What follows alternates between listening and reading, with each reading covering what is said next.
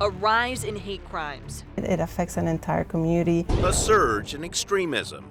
I'm the leader of the largest neo-Nazi organization in America. I'm the victim. Oh, no, you're not. Disinformation, conspiracy theories, leading to violence. This could have been the spark that started a new civil war. A strengthening network of white supremacists.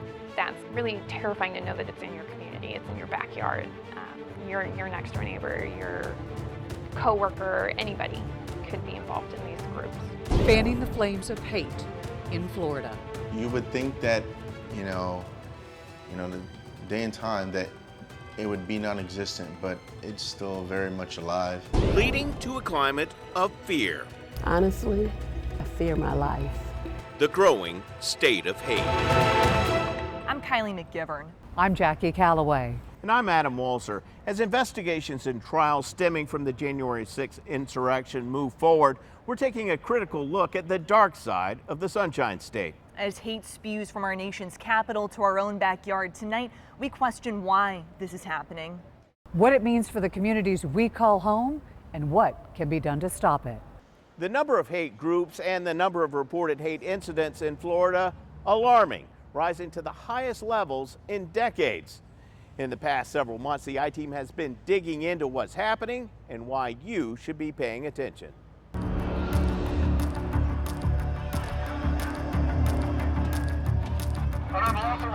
Charlottesville, Virginia, 5 years ago this month, more than 800 miles away, but with ties to Tampa Bay. You saw a lot of groups You will not replace us. who saw that as ideally their coming out party. Chaos erupted in a clash between demonstrators and counter-protesters. Charlottesville was specifically about seeking attention. National attention came after a white supremacist from Ohio drove into the crowd, killing a woman. Among those in Charlottesville, members of a neo-Nazi group from Lakeland, led by a 45-year-old self-proclaimed commander who's listed in a recent arrest report as unemployed. Just months after Charlottesville, 14 of the group members showed up at a gay pride parade in Detroit. 5 of their members who were in attendance were armed, 2 with long guns. They wanted a Charlottesville number 2. Last year, the Lakeland man was arrested in Arizona. I'm the leader of the largest neo-Nazi organization in America. Police say he pulled a gun on a group of African Americans. I'm so glad y'all pulled up because he was ready to kill us. While awaiting trial on that charge, he was arrested in Orlando, where deputies say he pepper sprayed a Jewish University of Central Florida student at a demonstration. A second suspect was arrested after punching the young man. He's the one with a swastika tattoo on his neck being questioned by a detective. Do you hold any anti-Jewish sentiment? No, I never really dealt with Jews. I've been in prison, most of my life. How do I square it with a guy with an SS tattoo on his forearm, a swastika on his neck, and skinhead written above his eye, doesn't have a problem with Jewish people? I didn't say I didn't, but I said my fight has been in prison, and there's no Jewish people in prison. The Southern Poverty Law Center says that Lakeland neo-Nazi organization is among 53 hate groups identified last year in Florida. The Anti-Defamation League reports anti-Semitic incidents in Florida reached an all-time high last year, with 190 reported incidents, a 50% increase over 2020. Their goal oftentimes is to mobilize to these events with the intent to commit violence or coerce others to engage in violence on their behalf. John Lewis is a research fellow at the program on extremism at George Washington University, which has uncovered that 24 Floridians charged in the attack on the Capitol were affiliated with white supremacy groups. Of the 850 or so, about 90 defendants of January 6th from Florida, including, I think, a bit over a dozen Proud Boys and Oath Keepers each. It's an incredible spectacle, right, to see how they train. Kelly McBride of the Poynter Institute for Media Studies in St. Petersburg started her career covering cross burnings and goose-stepping skinheads in rural Idaho.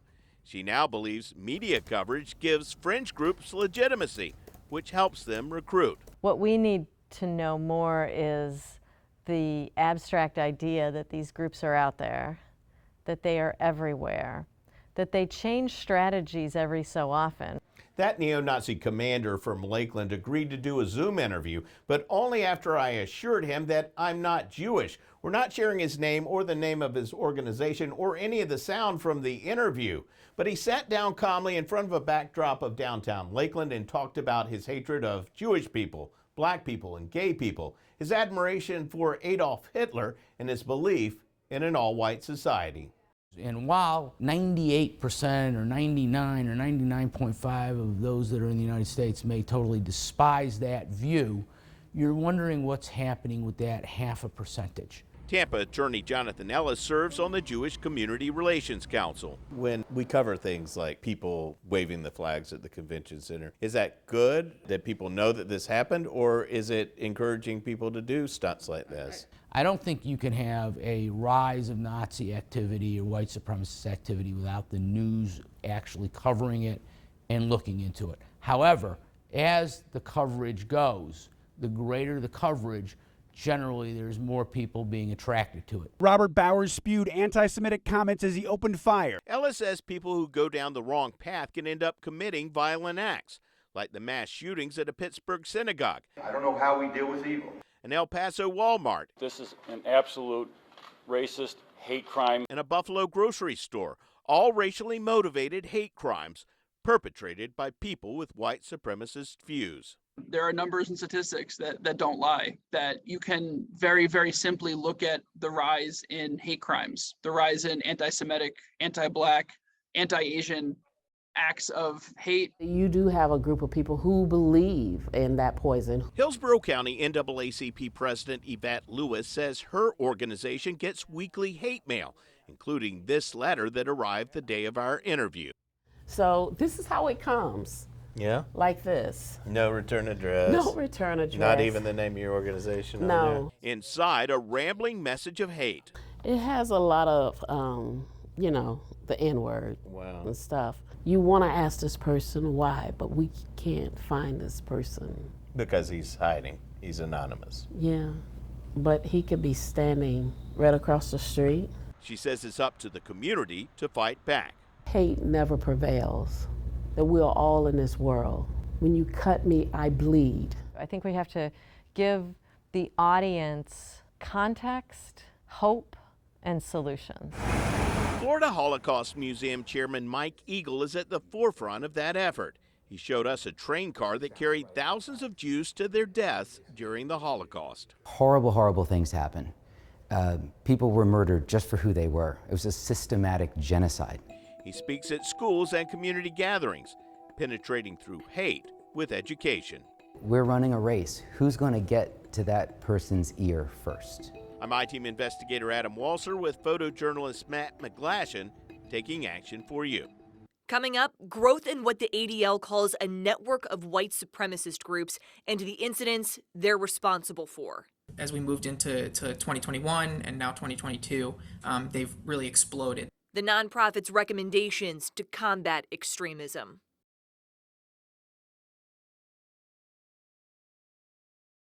In September, the Anti-Defamation League released its latest report on extremism and hate crimes in Florida. A key finding?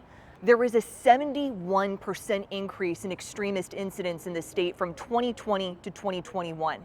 This surge is something the ADL attributes in part to widespread disinformation and conspiracy theories, leading to an increase in white supremacist activity and violence, and what ADL researcher Ben Popp calls an unprecedented growth in hate incidents from white supremacist groups. What we've seen really in Florida is a really rapid growth of an overlapping white supremacist network that we've been following for the last couple of years. ADL investigative researcher Ben Popp tells the I-Team those collaborative efforts in Florida have led to what he calls an unprecedented growth in hate incidents. Looking at the numbers from 2019 and early 2020, these groups were responsible for very few incidents, if none at all. And then as we moved into 2021 and now 2022, they've really exploded. We have seen a large number of incidents in the Tampa area. From January 2020 to August of this year, ADL has recorded more than 1,200 instances of white supremacist propaganda distribution in Florida. In that time, new groups have also formed. We can't combat extremism in our community if we don't know the exact threat that we face. So any nuance that we can dive into in examining groups, ideologies, and events is something that is always worth doing. Looking to the January 6th insurrection, connections to Florida are significant. Florida is still the #1 state in terms of the number of individuals that are charged in relation to the January 6th insurrection, and as well as just the sheer number of individuals. There are also pretty important networks in Florida that contributed to the insurrection. We saw a group of Oath Keepers that operated in a stack, military stack style formation at January 6th, and that group originated in Florida. So far, more people have been charged in Florida related to January 6th than any other state. Of the 90 individuals in Florida, the highest concentration, Pinellas County, where 11 people have been charged. If someone is sitting at home thinking, well, I don't have that ideology, I don't believe in that, what kind of impact are these groups having? We know from history that oftentimes violent historical events are often preceded by hateful rhetoric, right? And the normalization of this type of hateful rhetoric. And so the work we're doing here in Florida and nationwide with the Anti-Defamation League is really aimed around stopping and intercepting this hateful rhetoric now so that it doesn't escalate to violence in the future. The ADL has 5 main recommendations for combating extremism. 1, condemn hatred, saying elected officials and community leaders must do their part to ensure extremism is never acceptable. Also, pass and enforce anti-hate legislation, protect free and fair elections, disrupt hate and extremism through appropriate law enforcement, meaning officers must receive training on how to recognize and document hate crimes, and prioritize anti-bias and Holocaust education. It was a coup attempt. Coming up, a man on the inside shares his story after testifying before the January 6th committee.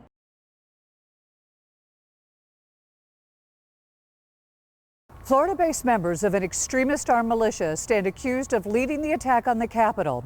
An I-team investigation found the Oath Keepers targeted rallies and protests, amassing members, money, and power in the years leading up to the January 6th riot. And these are individuals that have been doing practice runs on a violent insurrection. I sat down with a former propagandist for the Oath Keepers. He warns the anti-government organization remains a threat here in Florida and across our country. The FBI charged members of the armed militia Oath Keepers, among others, with leading the Capitol riot. Hey guys, Jason Van Tatenhove of Oath Keepers here. Jason Van Tatenhove, once the Oath Keepers' chief propagandist, left the militia long before January 6th. This was a year and a half that I worked for a group. This former member says the road to the attack on the Capitol was paved with multiple standoffs and skirmishes with law enforcement that went unchecked. This was a violent insurrection. It was a coup attempt. And these are individuals that have been doing practice runs on a violent insurrection since Bundy Ranch on.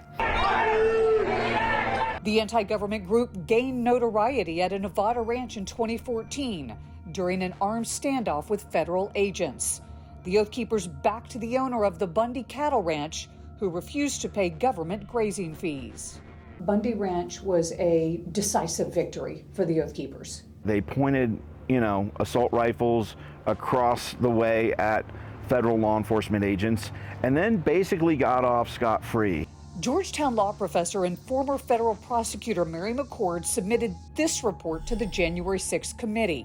It details activities of the Oath Keepers and other extremist groups. They've been allowed to really sort of grow and proliferate over the years with very little accountability for their extremist rhetoric and their extremist activity. The report states the Oath Keepers and founder Stuart Rhodes in recent years provided armed security at rallies led by extremist organizations.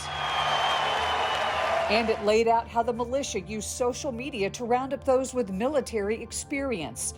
The report cites this tweet with Rhodes calling on capable patriots to provide security at a 2019 Trump rally in New Mexico. Federal agents arrested Rhodes, several Florida-based Oath Keepers, and more than 700 others connected to the attack on the Capitol. But new data shows the bloodshed and arrests have yet to deter the growth of this group in the Sunshine State and across the country. Certainly, extremist groups are very active. A 2021 data leak of the Oath Keepers membership revealed 38,000 names. According to the Anti-Defamation League, more than 2,700 are Floridians.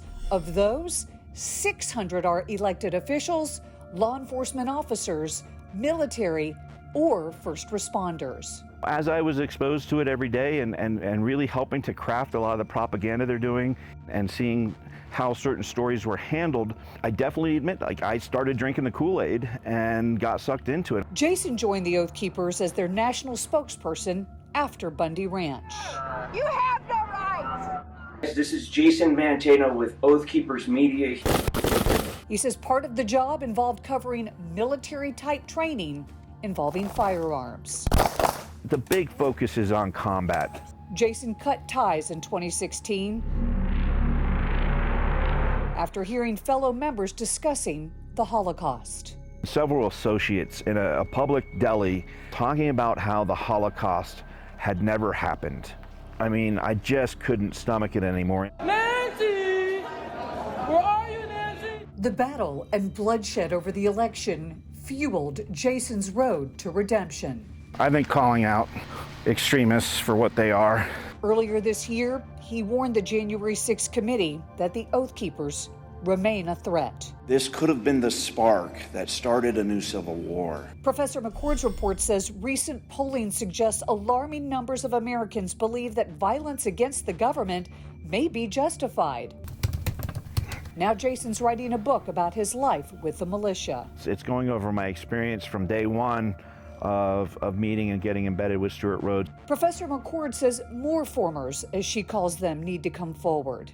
People who have been formally involved with extremist organizations are so important to help not only dissuade others from getting involved, but also to help community organizations, researchers, and government officials. Maybe some of the folks on the peripheral that are stepping up to the edge might hear my story and step away. I mean, that's the best I could really hope for. Now, Oath Keepers leader Stewart Rhodes and his top lieutenant Kelly Meggs, who's from Florida, face a maximum of 20 years in federal prison. A jury found them both guilty on seditious conspiracy charges November 29th. That historic criminal trial also found 3 other Oath Keeper members guilty on lesser charges. More than 800 people have been charged with taking part in the Capitol riot. Dozens of them call the Sunshine State home. As we began preparing for this series, we turned to experts and community leaders for their guidance in how to approach this topic in a sensitive and ethical way. A demonstration by neo-Nazis turns violent. Swastikas displayed outside the Tampa Convention Center. Hateful flyers scattered in local neighborhoods. Just a few recent examples of anti-Semitic incidents in Florida, which the Anti-Defamation League says rose 50% last year. Jonathan Ellis of the Tampa Jewish Community Relations Council says the growing visibility of hate symbols is a concern. Some people, I think, look at it and assume it's a nuisance, that, you know, this is free speech, I'll tolerate it. I think other people will occasionally have very visceral reaction. You know, they look at this as really, you know, a threat to them, as a personal or property threat. They look at it leading to violence. Ellis believes the news media should responsibly cover the rise of hate groups in our community because he thinks it's important for people to know. I don't think you can have a rise of Nazi activity or white supremacist activity without the news actually covering it and looking into it. Hillsborough County NAACP President Yvette Lewis agrees. The message needs to be out there that there are people like this in America, USA, in America, that hate people because of the color of their skin, that hate people because of their religion. Racist phone calls and hate mail to her organization are on the rise. She fears violence may follow, citing an uptick in racially motivated mass shootings. Honestly, I fear my life. I fear my family's life. In preparing for our State of Hate series into the growth of white supremacy in the state of Florida, we turn to the experts here at the Poynter Institute in St. Petersburg, a journalism think tank, for guidance as to what we should include in our coverage and what we should not. They're becoming much more visible, and they are seeking attention. Kelly McBride says events like the Unite the Right rally in Charlottesville, Virginia, and the January 6th attack on the U.S. Capitol helped catapult the white supremacist movement onto the national stage. McBride started her career covering white supremacy groups decades ago. When I was a young police reporter in North Idaho, I thought the spectacle was the type of coverage that I was supposed to provide.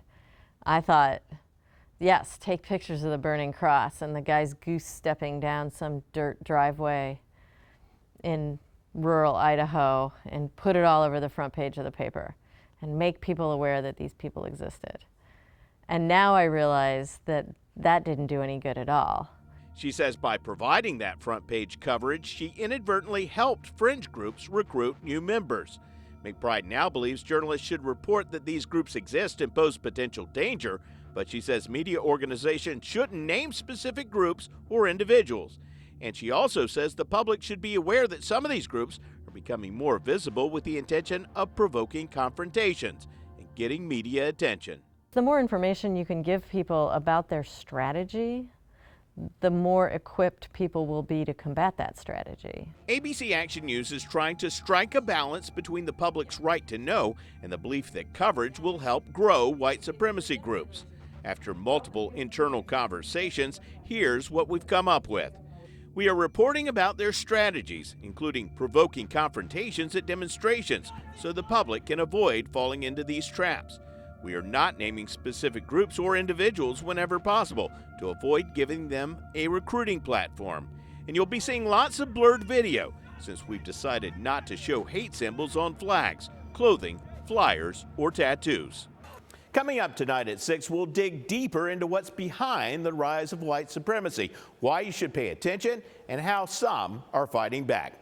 I'm I-Team investigator Adam Walser with photographer Matt McGlashan taking action for you. Visual images is the starting point for our emotions. Coming up, how hate groups use slick videos and social media to recruit.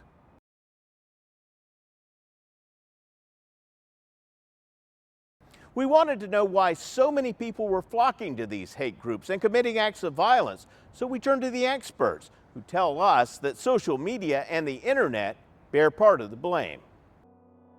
A Jewish UCF student attacked in Orlando. A black man run off the road in Pinellas County. Nazi flags in Tampa and anti-Semitic flyers in St. Petersburg.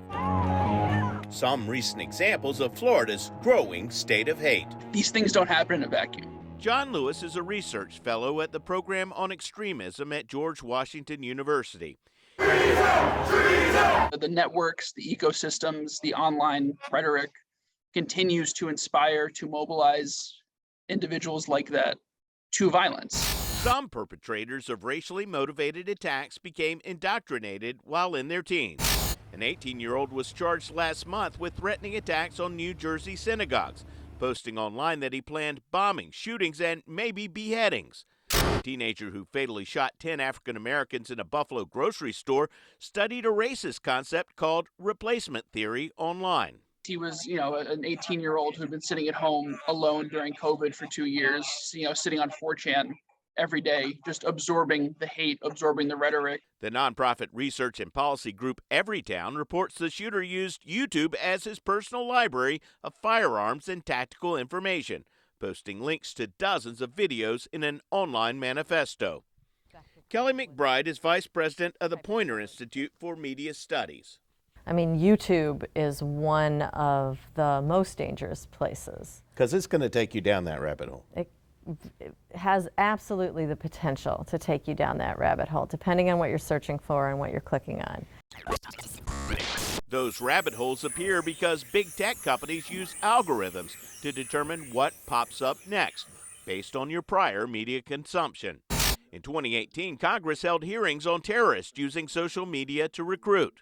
Enemies of our way of life have sought to take advantage of our freedoms to advance hateful causes.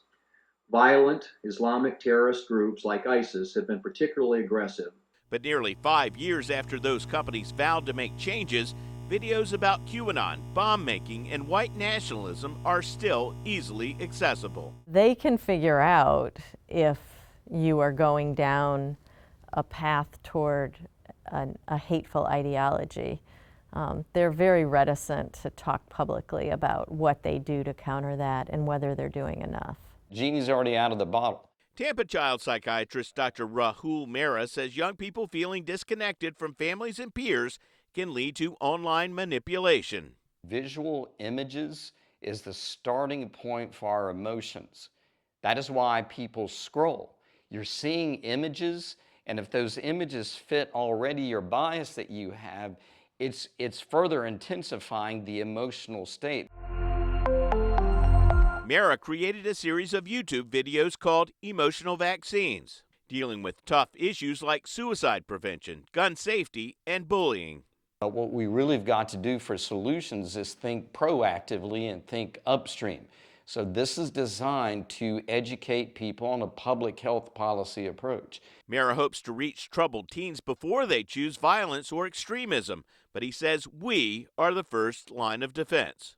True first responders are parents or families or pediatricians, coaches, teachers, and other institutions that are more likely to spend time with children. When you talk about where the threat emanates from, it is almost always going to be from those online spaces that serve as incubators for hate. We're trying to explain how this happens so that people who are family and friends of a susceptible individual might be able to intervene. You can find links to some of Dr. Mehra's videos along with other information about how to protect your loved ones from being targeted by online extremism. Simply go to abcactionnews.com. I'm I-Team investigator Adam Walsher with photojournalist Randy Wright taking action for you. You would think that, the day and time that it would be non-existent, but it's still very much alive. Coming up, a hate crime victim shares his story exclusively with the I-Team as the case goes before a federal judge.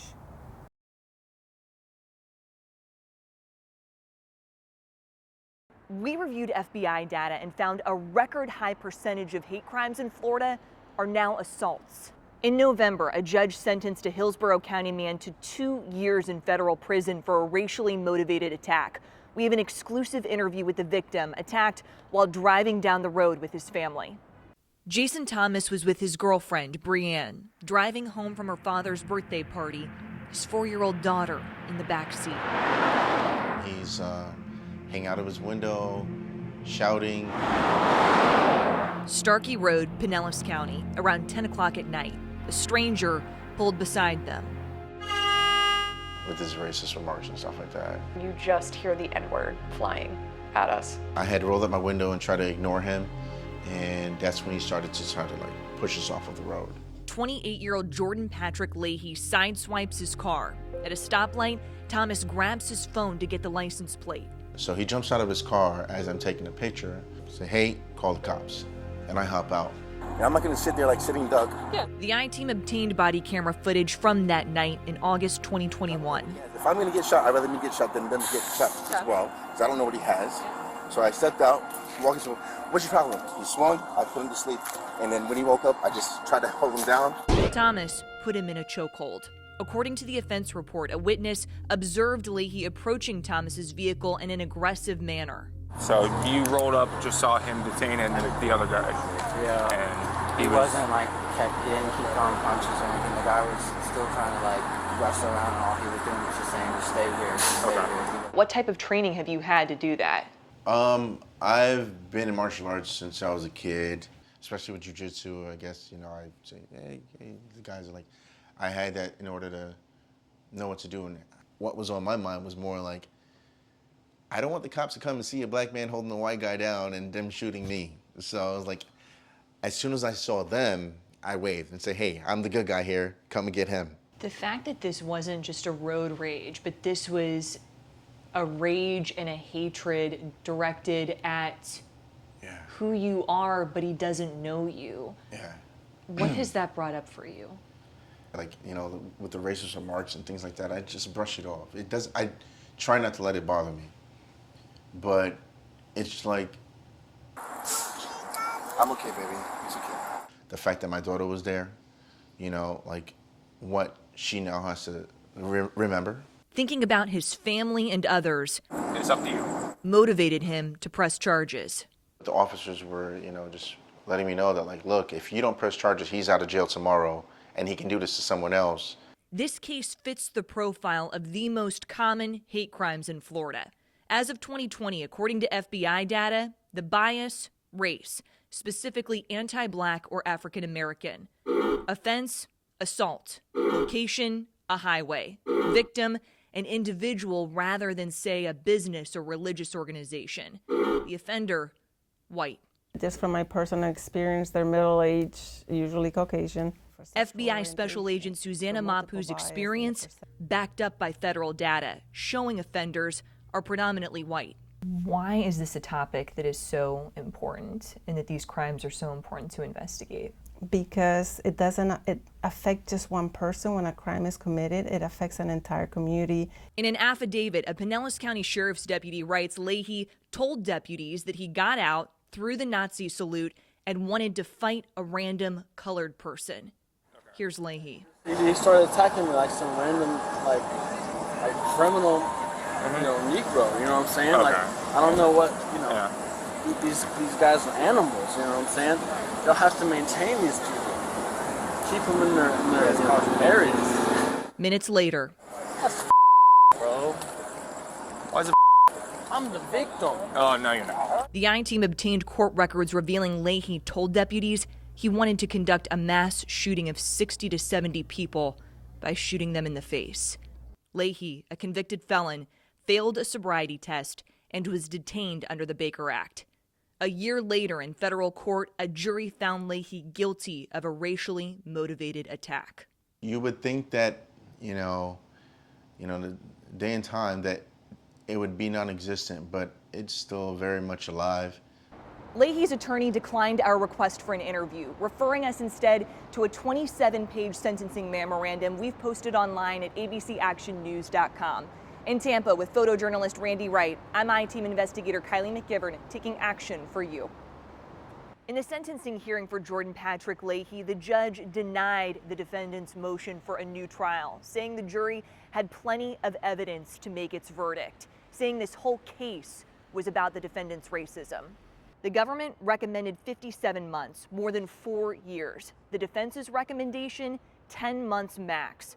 Federal Judge Paul Huck cited Leahy's criminal history of battery and aggravated stalking, describing Leahy's view of the world as scary. In court, Leahy apologized to the family he said he terrorized, saying he really felt bad about there being a kid in the car and that he is angry at the world. The judge sentenced Leahy to 2 years in federal prison with 3 years supervised release. We were just baffled that it happened here. Straight ahead, how a Citrus County tattoo shop is doing its part to combat displays of hate.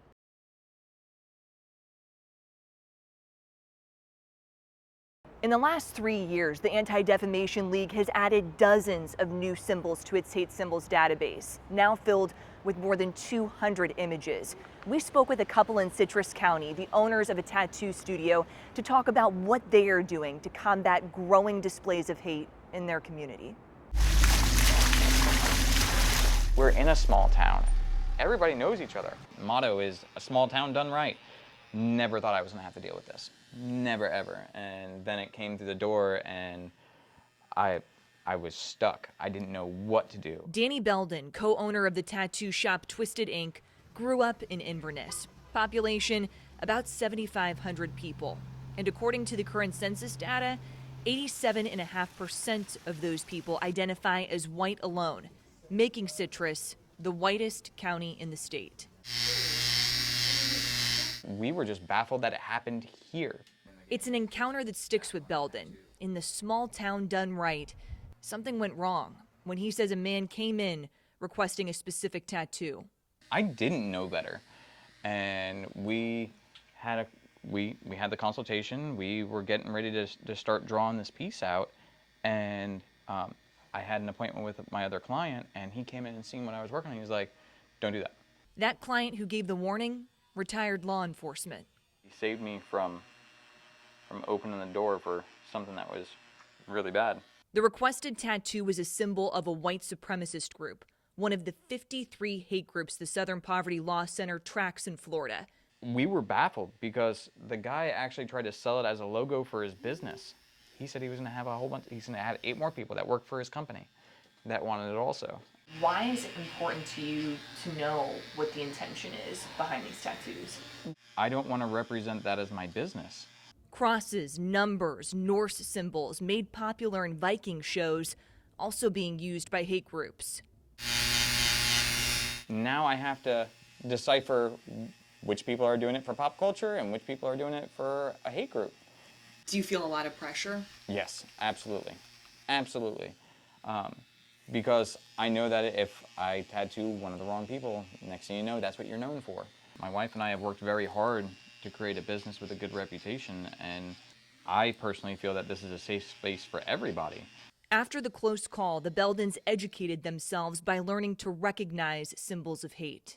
My wife has a book, and there's been times where I have to go to the book and just double check stuff. I think there's 63, 64 pages in here. That's really terrifying to know that it's in your community, it's in your backyard, your next door neighbor, your coworker, anybody could be involved in these groups.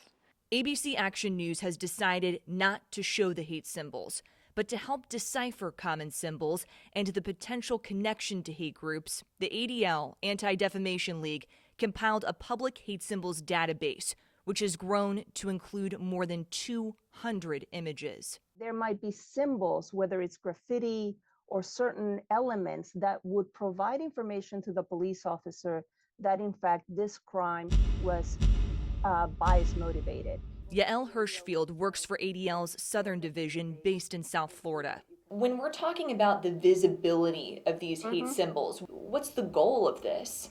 These symbols are in part a way to establish affiliation, what type of hateful ideology they belong to by virtue of the symbol.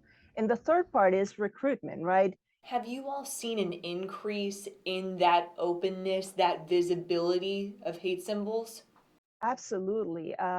We have seen not only on the symbol, the usage of symbols themselves, but the spreading of hateful messages.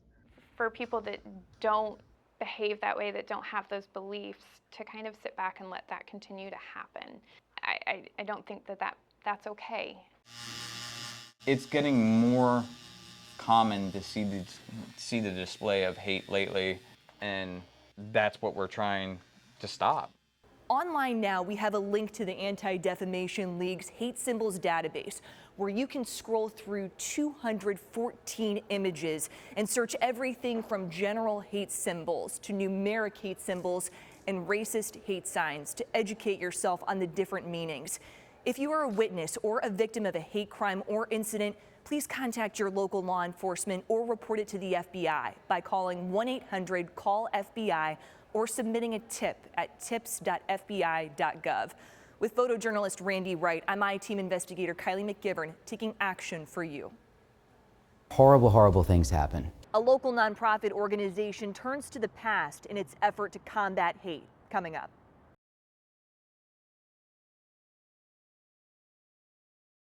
The I-Team doesn't just want to identify the problems, we also want to point out solutions.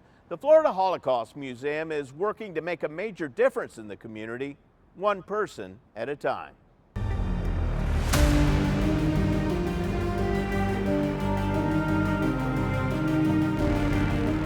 I often say that we're running a race. Who's going to get to that person's ear first? Florida Holocaust Museum Chairman Mike Eagles stands in front of a train car that was used to haul thousands of Jews to concentration and death camps. A child's ring found wedged between the boards is among the museum's 20,000 artifacts. Horrible, horrible things happen. People were murdered just for who they were. It was a systematic genocide. Eagle is concerned if we don't learn from history, history could repeat itself. Statistics show that there is a relative form of increase in anti-Semitic activity and anti-Semitic behavior. The Anti-Defamation League reported incidents targeting Florida's 650,000 Jewish residents were up 50% last year. For Eagle, it's personal. He carries photos of his grandparents, Holocaust survivors Henry Ferber and Stanley and Lucia Eagle, to remind him he owes his life to the kindness and bravery of strangers in Poland decades ago. My grandparents were saved by non-Jewish people who didn't have to do what they did. They hid my grandparents. The people were ultimately arrested for it, were tortured for 6 weeks, but they wouldn't give up the whereabouts of my grandparents, and they were executed for what they did. I wouldn't be here without that. The World Holocaust Remembrance Center has added the names of those brave people, Mikhail and Katarzyna Gorula, to the righteous among the nations list of those who helped Jews during World War II. The museum displays images of Nazi propaganda from the 1930s and 1940s as a warning. The minute you learn what that is and what it stands for and the hate and the negativity that it stands for, most people say, you know, good Lord, I had no idea. I don't want to be part of that anymore. But swastikas are increasingly turning up in Florida, on flyers, on flags at demonstrations, even tattooed on the neck of this skinhead arrested for beating a Jewish University of Central Florida student at a neo-Nazi demonstration in Orlando earlier this year. He tells the detective he doesn't know any Jewish people, but was turned against them in prison. I go to pro-white movement. I go to anything that's pro-white. I go to see what it's about. How do you reach somebody like that who's being indoctrinated with hate, you know, while in prison or wherever it may be? You do your best to penetrate your way in, again, through the education, saying, do you know what that is on your neck? Do you know what that means? Do you know what that stands for? Have you ever met someone who's Jewish before? I'm happy to introduce myself to you. Let's chat. And while white supremacists use the internet and technology like live streaming on social media to spread hate, we were at home for a while. The Germans came. the Holocaust Museum is using technology too. It's about all of us being the louder voice. Offering virtual visits and even a chance to ask questions to a virtual Holocaust survivor, thanks to a new invention from Steven Spielberg. This is Dimensions in Testimony, and this uses artificial intelligence to allow you to interact with a Holocaust survivor. So I can ask her a question? You can ask her just basically any question. There's over a week of interviews, intense interviews that are done with the survivors. This survivor, a woman named Mary Wygotsky, who was born in Poland in 1925. Tell me about the Holocaust. I was sent to a working camp in Riga, Latvia. Mary survived 3 camps, moved to St. Petersburg, and was Eagle's kindergarten teacher, and now will teach future visitors to the museum forever. They should know what happened in the past and learn from the past. Eagle says just like the strangers who saved his grandparents, you can play a role in fighting hate. There are so many little things you can do, and there are big things you can do, but the key is to take some form of action, just do something. I'm I-Team investigator Adam Walser with photojournalist Matt McGlashan taking action for you. Now that we've gone over all of this, the question is, where do we go from here? We talk about taking action, but this is your opportunity to do your part. And we're giving you some resources to do just that. So let's start with the Anti-Defamation League's hate symbols database.